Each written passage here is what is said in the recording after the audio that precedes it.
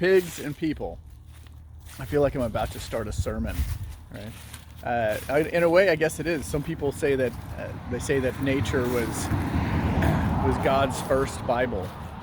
It's just some interesting things to think about. But pigs and people have some overlap when it comes to permaculture systems, when you're thinking about your food forests and your orchard systems.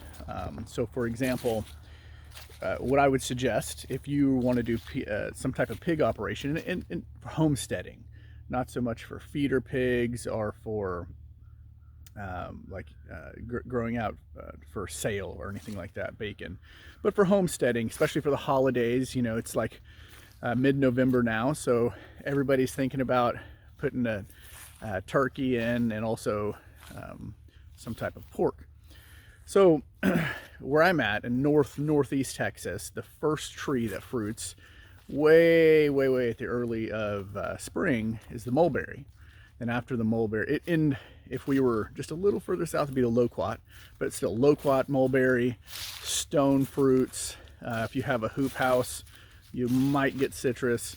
And then it starts getting into your summer and winter storing crops like sweet potatoes and gourds and pumpkins and things like this. So all those are for human consumption, but what you want to do is you want to look at the drop dates. Like, when are they harvestable and dropping to the ground? Now, we all know that you can run chickens through, but also pigs, to stop the pest cycles and diseases, but also just food for your pigs, right? So you're storing up your gourds and your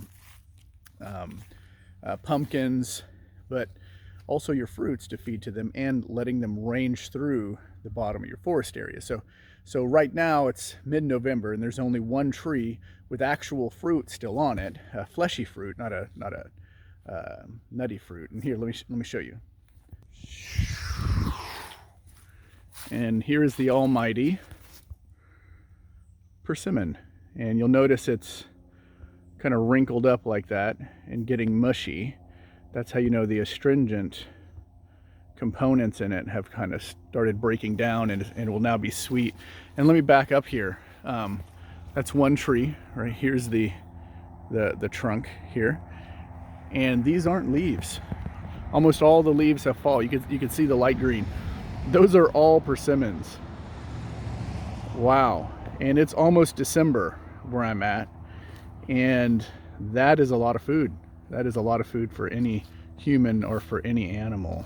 So remember that in your food forest systems. I think the only thing missing here is you're thinking through your different drop dates and times. This is a strategy, right? This is timing. You're looking at the timed events, how to have food for humans and for your animals. And also, you know, in the temperate climate, we're growing things that you can store, like the pumpkins and sweet potatoes.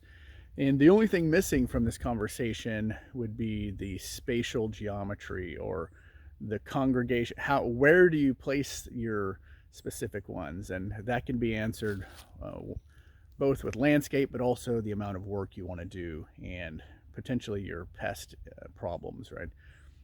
But that's for another video. So here's some pearls before swine, or maybe some astringent pearls that we call persimmons. I'll see you next time. In Jesus' name, bless you.